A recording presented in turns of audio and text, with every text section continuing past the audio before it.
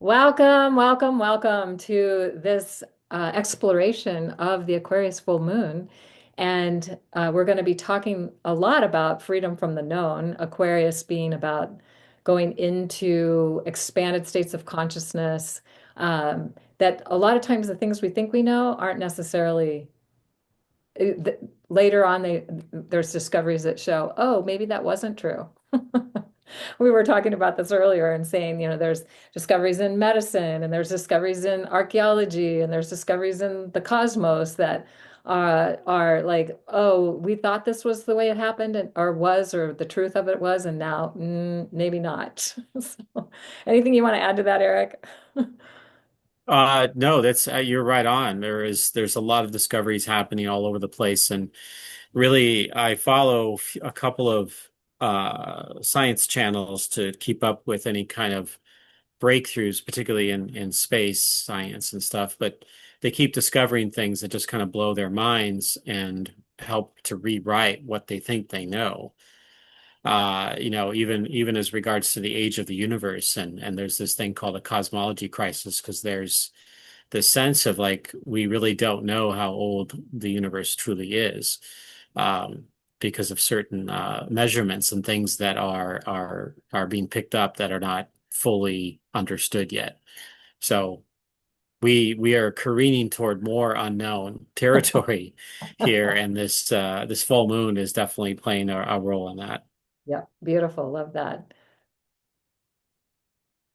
All right.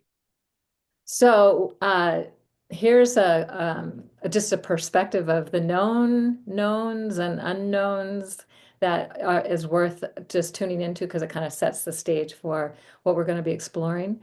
There are known knowns and things that we know or think we know, which we were just speaking into, things that we think we know, but then sometimes we find out that it wasn't really true after all.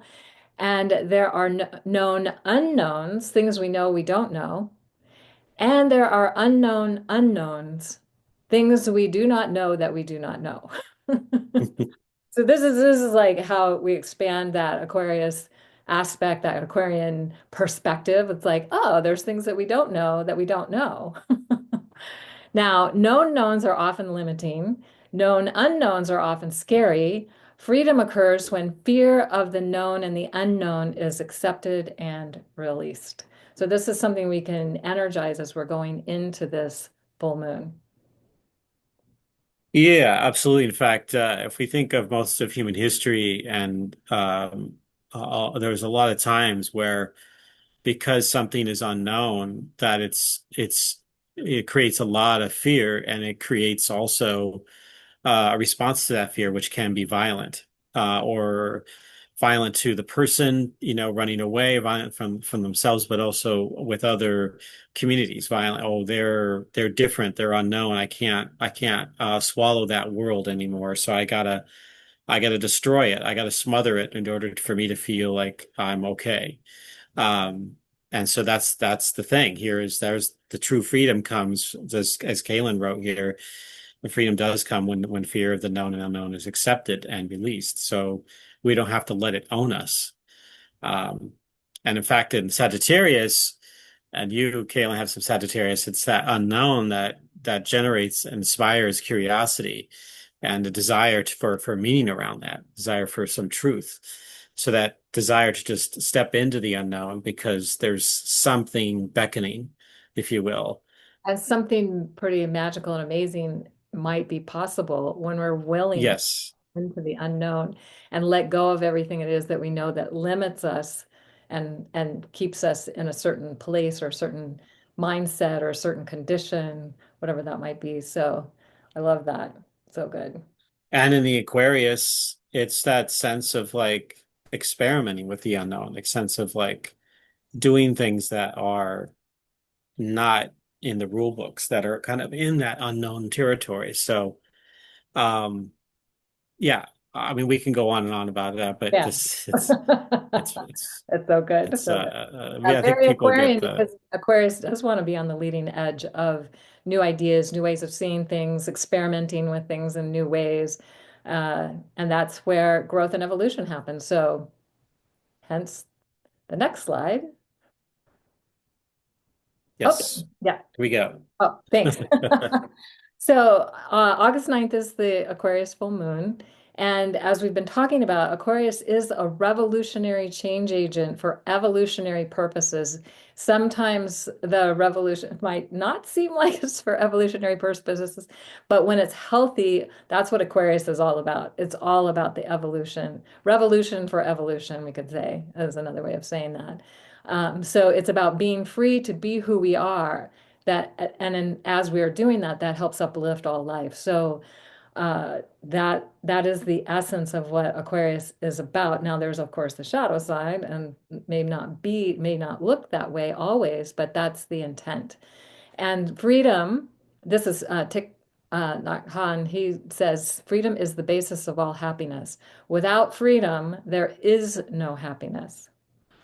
So this is something to keep in mind, like how can we energize in this full moon, let go of the things that keep us from being free, from being willing to embrace the unknown and going into new territory, and then create that sense of freedom so we can be happy. Everybody can be happy. Yeah. And if we could think, you've got the Earth's shadow that's projected right here on the slide in the night sky, and that's like at the handle and the arm of the water bearer there. So I'm trying to balance out what the water bearer is pouring out in the cosmic water. So there's a certain like grabbing hold and wanting to grab hold of that wisdom, that knowledge. All right, so this is one of the charts we're going to show to you during this video here. And I bring this in specifically to point out that there's this really incredible kite formation happening in the sky just before and during the uh, full moon in Aquarius. So it forms this with Pluto, Uranus, and Mars, and then opposite Mars is Saturn and Neptune. Now Saturn and Neptune become a focal point, and Mars is sort of like helping to kind of bring in the energy into that space there. Meanwhile, you've got this full moon, which is not quite formed here in the first of the two oppositions. It doesn't happen until Mars reaches 128 Libra, and so it's right in between the opposite of Mars and Saturn, Mars and Neptune. But this full moon is tagging along as part of the energy. I'm gonna have a different slide a little bit later, here in a few moments that talks about what that represents.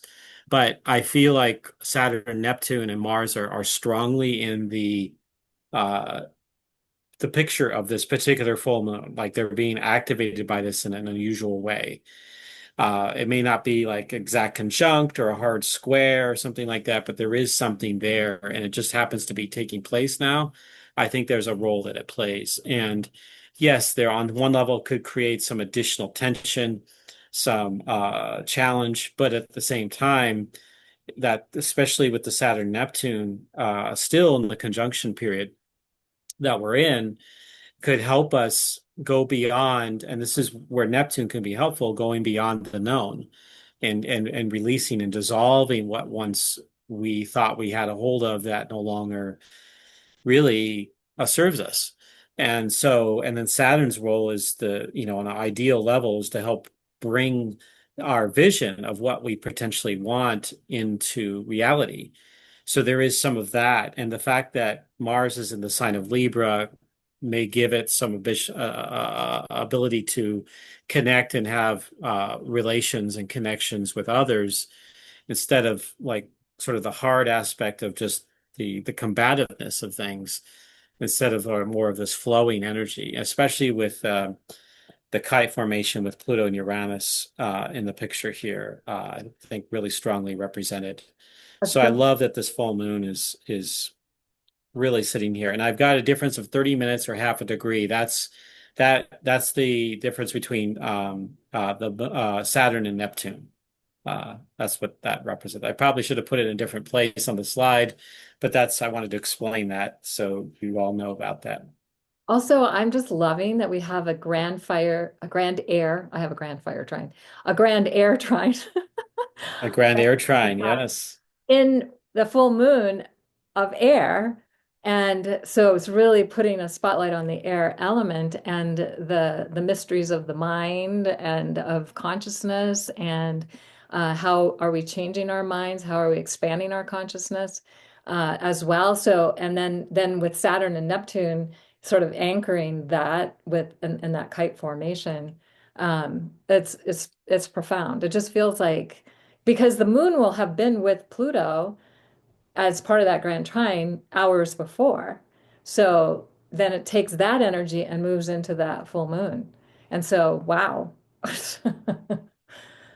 Yeah, it's bringing the wisdom of the underworld into the air trine, and helping it come into kind of a more of a focal point for humanity. And so our mind, our thoughts, our communication, our relationships, all that is being really elevated up to a higher degree. And that this period, as soon as Mars on August 6th moves into Libra, that period from August 6th to August 11th, with the full moon right in the middle of all that, is pretty profound.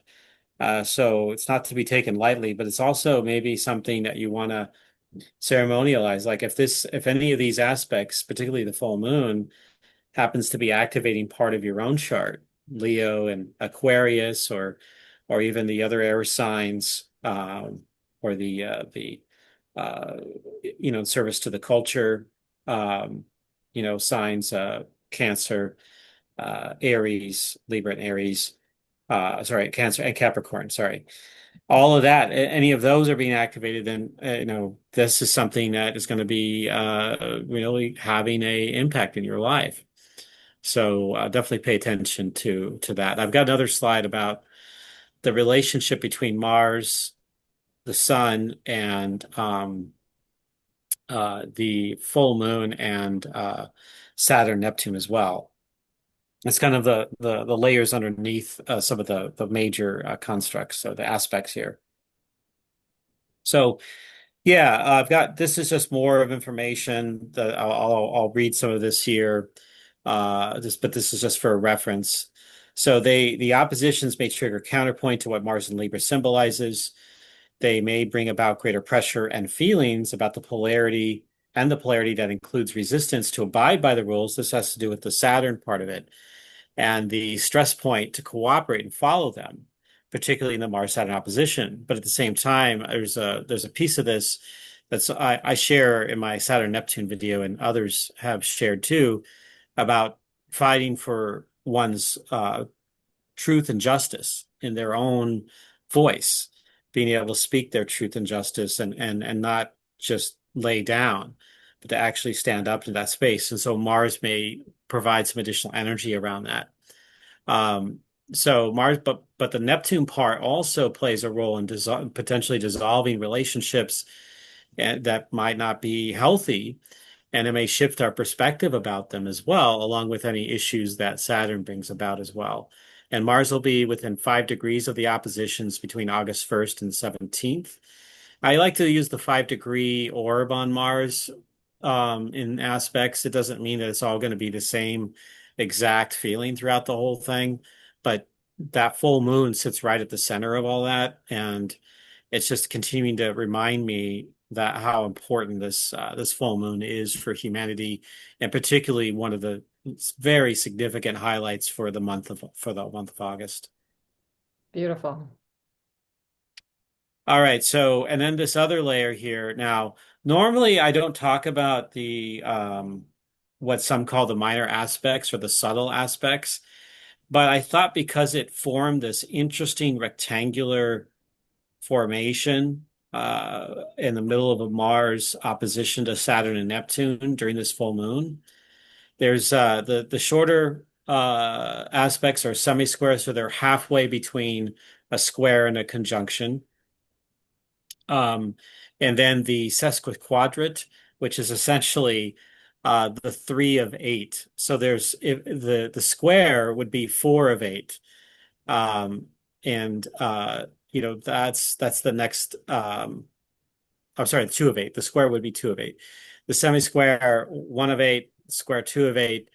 Uh, the sesquisquadrate is three of eight, and then the four of eight would be the opposition, and that's how that would come together. And so, how and this is Dane Brajar, astrologer. I got to been doing research around this, and how he looks at the semi-square is this dissemination of the energy of the decision and the action that's taken in the square, and then gets disseminated. It gets to, like, there's another step in the action, maybe if you're making a product, you're making it during the first part of that square, and then the dissemination and the semi-square is your kind of marketing, your advertising, you're distributing it out to people in that kind of way.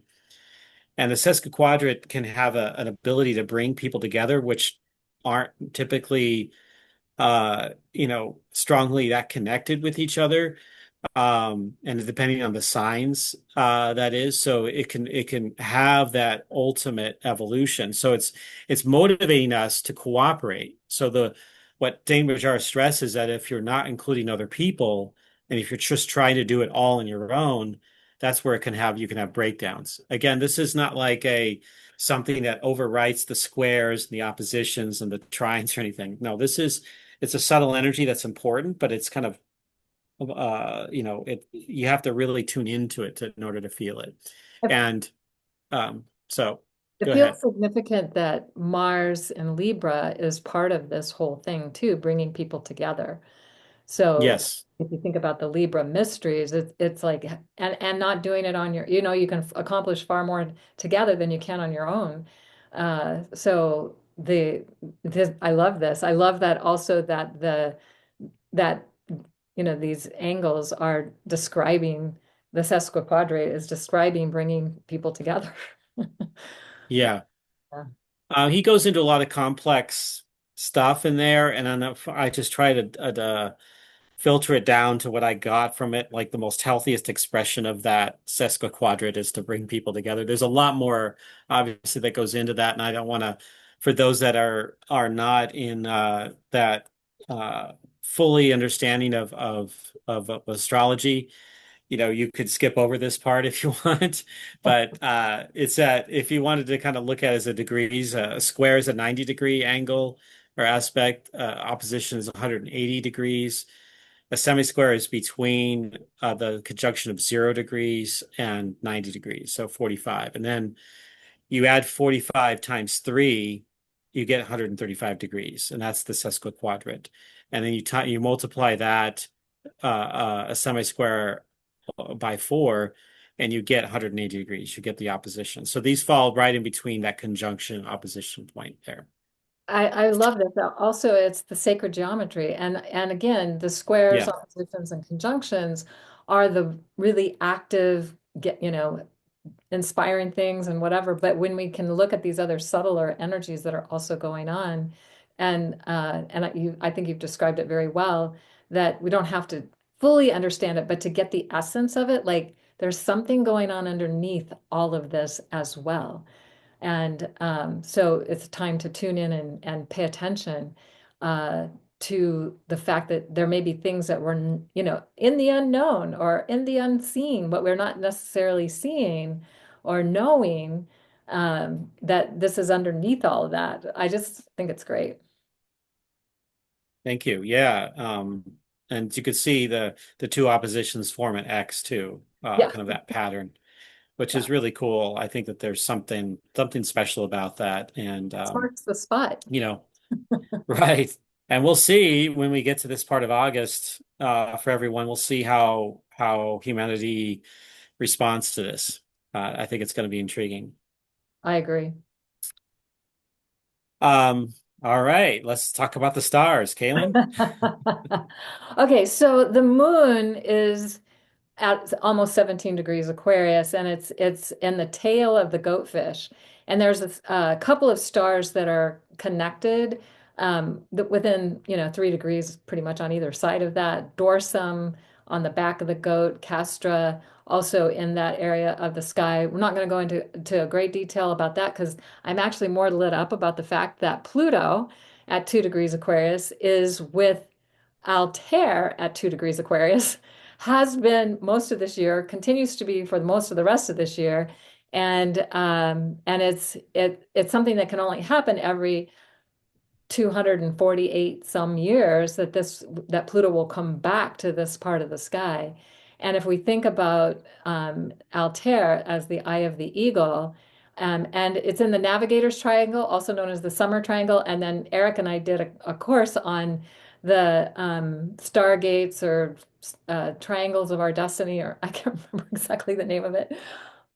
You might have that. Yeah, it's right. It has to do with the Stargate. So um And I that this can't is remember the title right off the top of my head either, but it's right. go This is ahead. in I the don't want to interrupt. Stargate of our divine destiny. So Yes. the star um, Altair is in that, and you can see the triangle. There's a couple different versions of the triangle shown here, and basically, um, the full moon will then, shortly after it's exactly full, will pass the tail of the goat, Deneb al-Jedi, one of the um, magical stars of the ancient alchemists as well. And so there's a lot of star energy that is activating this full moon. And either just before, like we said, the moon will be with Pluto and, of course, aligned with Altair, right before the exact, a few hours before the exact full moon. So it's taking that energy into it. Then we have the full moon and it goes on and passes some other amazing stars, especially Deneb al-Jedi. And we also did a class on the Bahinian stars if people want to know more about that. But um, anyway, so uh, this is the star energy of the tail of the goat is best when using the energies for the greater good. So we just want to plant that seed as well, that we use these energies, the visions that we have, the ability that we have to see beyond what has been our reality into what a new reality that's emerging is for the greater good. Yeah, 100%. And we can see, I mean, this Pluto and the moon, obviously we can't see Pluto with the naked eye, but if you can imagine it sitting between the archer and the goatfish, just before it's getting close to I think it's getting close to the horns of the goatfish. Um, so it's right in that zone, and then the eagle is right above that, really in alignment with Pluto right now. So there's this cosmic overview that's looking upon humanity and how Pluto might be revolutionizing humanity to prepare it for its next stage of its consciousness evolution, particularly in the sign of Aquarius. It's just mind blowing. Totally. All right. So, so something that I actually had the literal experience of is seeing an eagle flying above us, flying in circles above us, and then it flew so high it finally disappeared. It's like it became a dot. Like you could see the eagle, and then it got higher and higher, and you could see a little dot, and then the dot disappeared. It flew so high. So the eagle really does fly super high. And I was like, wow, I had not had that perception of it until I had the direct experience of it. It was pretty cool. So with Altair at 2 Aquarius, the eye of the eagle, helping us to further expand our vision with Pluto near this star all of 2025. Expand our vision, but also because Pluto is about alchemy. It's like, what's the alchemy that's needed so we can expand our vision? Because there might be things holding us back, fears that are holding us back, that sort of thing. So that's part of this as well. And it suggests we have access to the eagle's eye view with the possibility of seeing and visioning a new, more peaceful world if we choose it. Because, we got to make the choice to do that. So this is a very exciting aspect, and that just to know this is going on for the rest, it's been going on for all of 2025 so far, and it's going on into 2026. We're going to have that. In fact, I think Pluto will come back within a degree when it stations direct next year, within a degree of the eagle's eye. And it was to the ancient alchemists, any planet that was within 6 degrees of one of these stars was magnifying the star. So we've got this magnification going on, as well as this alchemy that's possible happening all of this year and into next year. Yeah, Pluto retrogrades back to 304, so just about a degree away from Altair Yeah. in October 2026. Yeah. So Yeah. yeah, that's Yeah. it's So still going to we're be in the really range of it. strongly. Yeah. It's Yeah, still in range all next year, all of 2026. It's closest this year, but we'll still be in range next year. you're right. So something else that Eric was bringing in these amazing things that are happening with this full moon, but just a couple of other things to note is that the moon is sitting between Pallas Athena and Chariklo. Chariklo being Chiron's wife and a healer energy, Pallas Athena being the wise warrior, but she also had healing wisdom and energy that was connected to her as well. And then they're squaring, all of this is squaring Juno and Vesta, Juno being the relational queen. She, really the focus is on relationship with her and some of her frustrations around having to try to be in relationship with the patriarchy, but we can rewrite that story now. So, and Vesta being the priestess, and then they're squaring the moon and Pallas and Chariklo and the sun. So they're creating this T square of energy. And then Ceres is trying the sun, pretty exact actually, trying the sun Hmm. and sextile the moon. As well as Chiron and Eris are a little further outside of that, but we could include their energy as well. And so the Ceres being the mother nurturer, she's the largest asteroid and is trying the sun and sextile the moon and Pallas and Chariklo. So pretty cool. I mean, like we've got all this additional support with this full moon that, some might be something that's overlooked. Um, I don't always look at the asteroids, so I wouldn't necessarily know that, but I was just like, whoa, this is pretty cool. So, Yeah, especially when you get a special alignment like this particular full moon, it's good to look at other planetary bodies to see how they're relating and how they're aspecting the moon and the sun here. And even Kaylin, you've got the Vesta Juno and it's square to the full moon, which obviously includes the sun as well. And right, so when you're looking at like these are traditionally they're the fixed signs, but really from a more spiritual or shamanic perspective, it's the signs of self-exploration. These are the signs that explore the world within themselves, but also go beyond what is known, particularly in Aquarius's archetypal expression.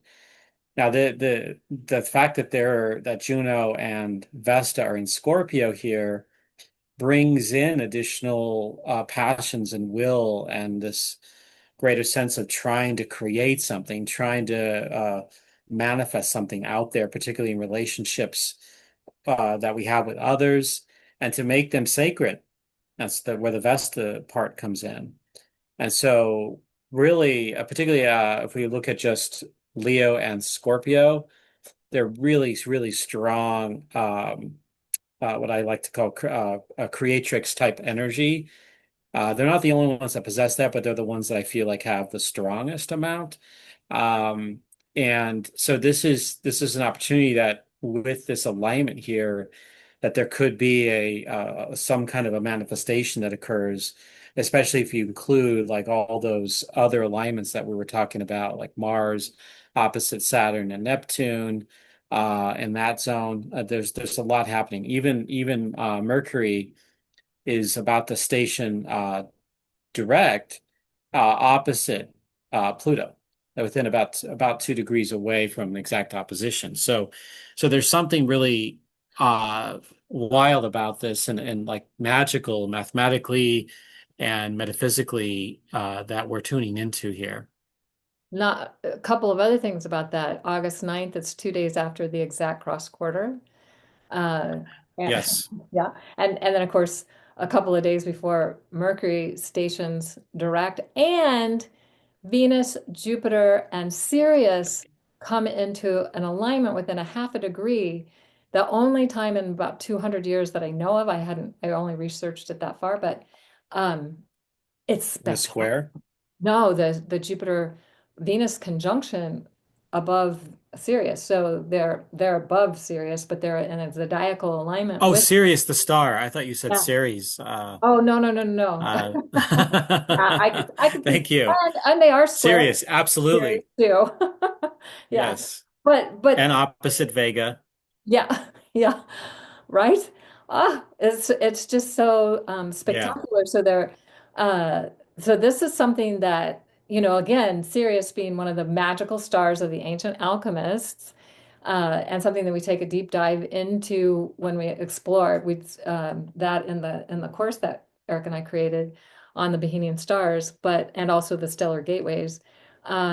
So this is something for us to also be aware of, that we're in that approach to the exact conjunction, but the energy is already present um, on the day of the full moon. Energy is already very much there. Jupiter is within a degree of Sirius. Venus is going to catch up in the next couple of days. She moves a lot faster. And the thought that's been coming to me is the Oracle of Delphi. Something that you said, Eric, about knowing ourselves, because that over the temple of the Oracle of Delphi, one of the statements was, know thyself. And Yeah. yeah, and so that is part of what this is all about. And these Aquarius, Leo, Scorpio, well, Taurus isn't activated here, but those signs are the ones that are about self-exploration, doing the deep dive to know yourself. And if you don't know yourself, you're not going anywhere, really. I mean, you might be able to feel like you're going somewhere, but it ultimately won't end anywhere unless you have done that deeper dive into the self. So that's really exciting. And I love seeing Mars at one Libra, Sedna and Uranus at one Gemini, and Pluto at two Aquarius. There's that grand trine as well. That's air trine Hmm. I talked about earlier. So just mentioning that again too, because what an opportunity we have. Yeah. Yeah. Um, all right. Well, let's talk more about this.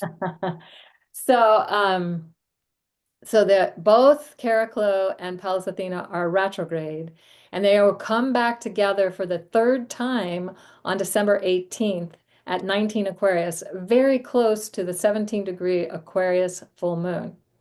So it's within 2 degrees of that. So they're hanging out and doing their retrograde thing and then coming back together to energize this, what's being activated here on August 9th again. It's like, whoa.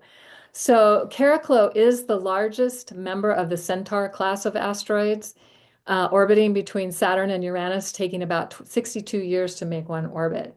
So that's pretty cool. And Chariclo was the wife of Chiron, known for healing through grace, compassion, and the ability to hold space for those on a healing journey. I love that so much. Mm. Like grace, compassion, and to hold space for those on a healing journey. That is so good. So her presence offers support, resilience, and nurturing presence, especially in the face of emotional challenges, which of course Aquarius isn't exactly excited about doing the emotional thing. But Pluto's in Aquarius, and so we're going to be challenged to do that for the next almost 20 years while Pluto's traveling through this part of the sky. And then That's Pallas right. Athena is one of the four largest asteroids. And you can see here Ceres is the biggest one. Vesta and Pallas Athena are about the same size. And Hygeia, who's also another healing asteroid, has to do with the healing realm. I think the daughter of Chiron. Anyway, she represents the mind. Pallas Athena represents the mind expressing through creative intelligence, strategic thinking, and the ability to problem solve, which is very seems very Aquarius to me too. Using wisdom, intuition, and analytical skills in various aspects of life, Pallas is also linked with artistic expression, diplomacy, and healing modalities. So both these Caraclo and Pallas are connected to healing work, doing healing modalities, or Caracol holds the sacred space, and Pallas maybe has the more strategic plan. Anyway, so with Right. these two, with the Aquarius full moon, it suggests this is a time when revolutionary thinking outside the box, outside of our ordinary reality, can produce evolutionary results in the realm of healing body, mind, and spirit. So yeah, we can add this definitely into this full moon experience as all of these energies and relationships are coming together. So the moon is sort of this becomes a center of all of this Yeah. energy at this time. Um, and the fact that, of course, the Carlico and um, the Palace are going to be coming together at the end of the year as well is also important to recognize. And so for those that are not tuned into, the asteroids and the other smaller bodies out there, I think they're really not that small. I mean, they might be small compared to, Earth or Venus, but they still play a role, and we definitely have seen that time and again over the many years working with this astrologically. And we could imagine that they're here to help, they're here to support. Um, Yes. of time. So we can honor that and celebrate that and be grateful for that.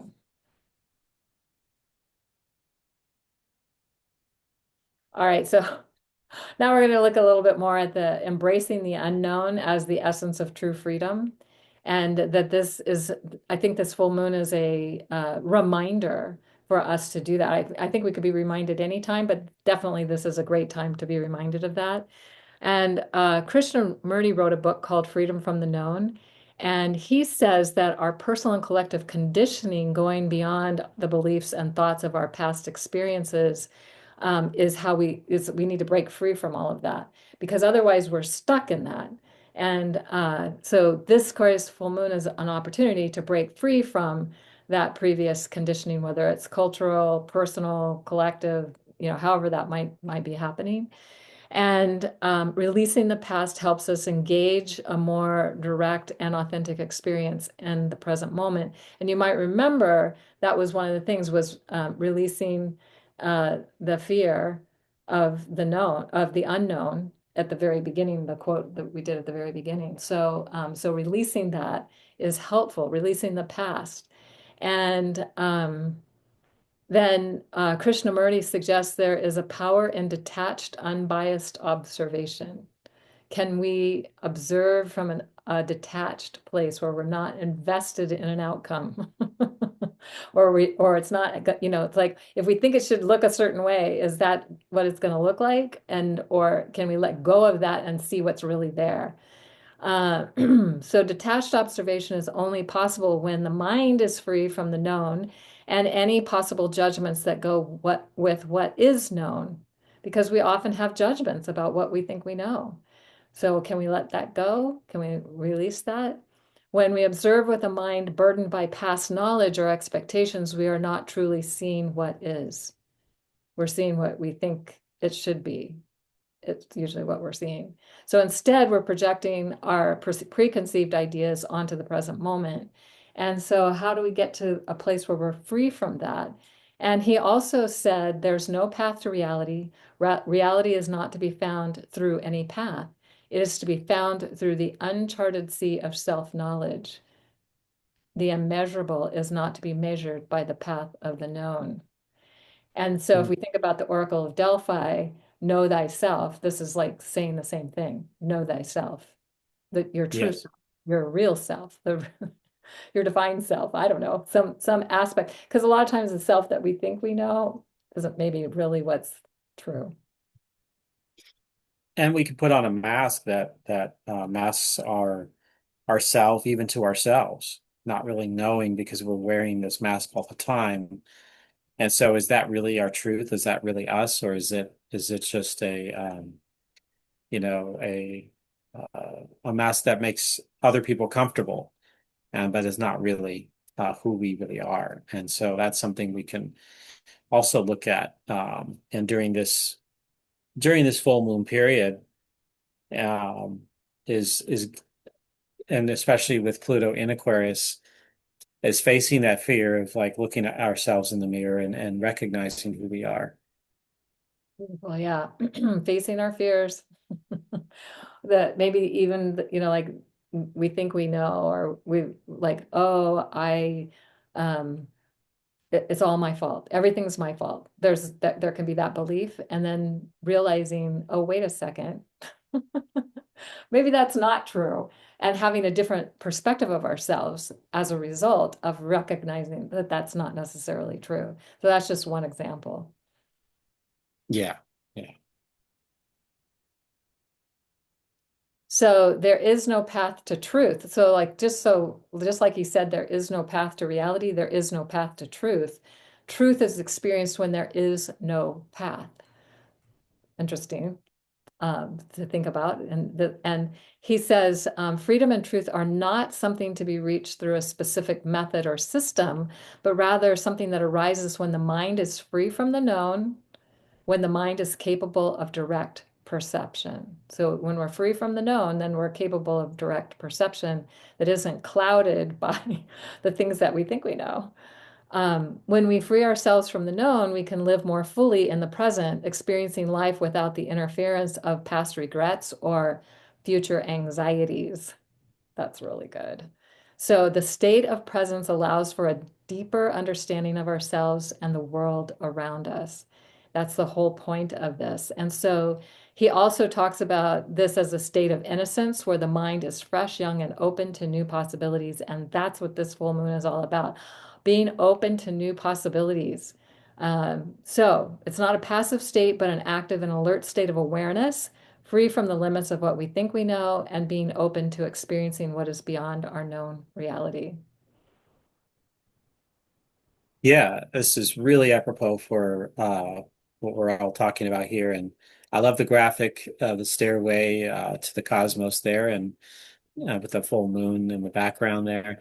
It's like, in fact, the moon, it does symbolize our part of our lineage and our ancestry and the our old story, and so that there can be a recognition of self by recognizing what our old story was to give us some kind of perspective about what we're trying to build now in this lifetime. So the moon can provide that to us. It can show us that pathway and show us our truth if we're willing to look at it. We could glance at it and step around it. We could dodge it in some way. But eventually generally speaking, we're going to have to face it in order to really live the being that we are, and ultimately to free ourselves. And that's That's the whole point, right? Is freedom from the Yeah. known. Okay, so this is just another graphic that shows where the moon is and how it's generally going to be somewhat low in the sky, though not as low as the past full moons, especially those ones that were out of bounds. This one isn't out of bounds, but it's right on the back and the tail of the goatfish, as we talked about earlier. And you can see Saturn and Neptune are here in the fish constellation. Saturn is visible and it rises kind of in the middle of the night right now. It'll be more in the early evening sky as we get into September and afterwards, um, or middle evening and then eventually early evening. Um, and then Neptune, you need like telescope or binoculars to be able to see that. But this is like you can get a visual here. And then here is Altair right up here. And Pluto I don't have it shown, but the previous one of the previous slides that Kaylin created it shows where Pluto is here. And there's Altair up there. So Altair will be fairly easy to see for most people, even with the full moon going on. So definitely, if you get a chance to get out there and connect with the full moon and look toward Altair and hopefully Saturn as well at that time. The stars of the Navigator's Triangle. I like saying Navigators now, though it got named Summer Triangle some time back, but it was the ones the navigators used for a long, long time. So that's why it was called that first, and then it got renamed Summer Triangle. And that's because in the northern hemisphere, you can see it in the summer. In the southern hemisphere, not in the summer, more in their winter. So, but also that triangle that of stars, that star gate, is to our divine destiny. And so they're the brightest stars. You can't miss it. Even if you've got, a full moon out there, you probably can still see those stars in that triangle and tune in and get and see if there's insights or that eagle eye view coming through that may have some information or insight for you. Yeah, they're far enough away from the full moon that it should be fairly easy to see, unless you have like a lot of light pollution in your city, like if you're in a well-lit parking lot or something like that. You're going to need to move away from that in order to go and see the stars. All right. So this is just another slide showing the X that is formed here in the Aquarius full moon that is at 12:54 a.m. Pacific Daylight Time on August 9th, 2025. And we're going to talk about the Sabian symbol associated with this. We, of course, add one to that. Now, it's at 1659, so it's like right almost exactly at 17, Aquarius. So the Sabian symbol of this is a watchdog standing guard, protecting his master and possessions. And this is from Linda Hill's book called The Sabian Oracle, who she was inspired a lot by Dane Rajar and Mark Edmund Jones. And there was a woman that worked with Mark Edmund Jones on the original Sabian symbols. Off the top of my head, I can't remember her name. But that inspired Linda Hill's work and doing the book, The Sabian Oracle. So the keywords, guardianship, things that stand, guard, and protect, being on alert against invasion or trouble, loyalty, possessiveness, jealousy, the worry of loss, alarm and security systems, locks, watchdogs, being afraid of intrusion, survival instincts, bouncers and muscle men, security guards and dogs, consistently checking up and having one's ear on the ground for danger. So we might ask, what insecurities are being tested, and where does fear, rule the roost? However, it is also about control over our lives, and potentially at its most extreme, it can be isolating ourselves within those walls, but it can also show and B, that the outside world might be like even too violent. I mean, a person might live in an area where they can't go outside all that often, and so they take protective measures, and that could be warranted. However, that also there's always a price to pay, to our soul when we're not able to even breathe or get out of our fear mode. So are we doing that also just like at a general level? Are we just having emotional walls? We're not allowing other people to connect to our heart? Are we too protective over that?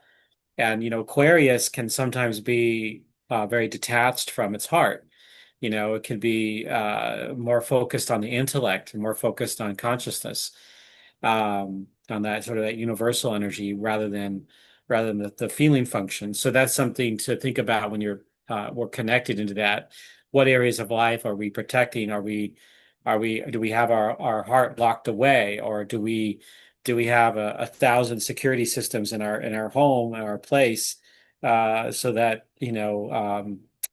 our stuff, our materials are well protected, but at the same time, are we going to live in that energy and live in that fear? So we have to think about that and maybe consider our options at that point. And so this is just a symbol of that, kind of adds another layer to what we've talked about so far. I love that this has to do with that. That Sabian symbol, because it's about so much of what we've been talking about with this full moon anyway. And about our fears and releasing them. Um, and so this is just another confirmation. Yeah. Yeah. Ah, the Kshatras. So this nakshatra, and I show here where it is located in the goatfish, also known as Capricornus, but it's the sign, the seasonal sign of Aquarius that moves through it. And you can see the full moon on the back end, close to the back end of the of the goatfish. And this is considered nakshatra 22, Shravana. And it's the essence of vibration that listens, understands, seeking learning and wisdom. So this is some other additional insights that we can add to everything that we're seeing about this full moon. Um, and it's right on the edge. It's like been passing through all the way up to the exact full moon. It's been passing through the whole day, actually, like about 24-ish hours before the exact full moon. And also interesting that it's around 4 degrees Aquarius and Pluto's around 2 degrees Aquarius. So that we could say that Pluto, right underneath all that, is getting ready to enter that nakshatra. We'll do that next year. And this, or maybe it already did this year. I forget what degree it was when it went retrograde, but it might have been really close to that. So anyway, Pluto. yeah, Yeah, I think it's stationed very like within minutes of that, if not right on it. yes, Um so that is 349. it's stationed at Uh 3:49. Ah, yes. right. So very, very So close within a couple of minutes of being precisely in that nakshatra. So yeah, so it's getting the influence of that as well. This area of the sky honors sacred connective energy from the inside out. So we've been very conditioned to seek things from the outside in, like outside validation, outside, somehow if we're successful in the world, it looks a certain way in the outside world, but what's really within? So what's that sacred connective energy within ourselves? Associated with Lakshmi and Vishnu, this nakshatra is about cosmic harmony, pulsating with all attentiveness that is decoding the whispers of the cosmos. Oh, love that so much. Decoding mhm. the whispers of the cosmos. Yes, so this is another opportunity we have with this full moon, and really the 24 hours leading up to the exact full moon as well. And the moon moves about 1 degree every um, 2 hours. So it moves anywhere, sometimes a little faster. So anywhere between 12 to 15 degrees.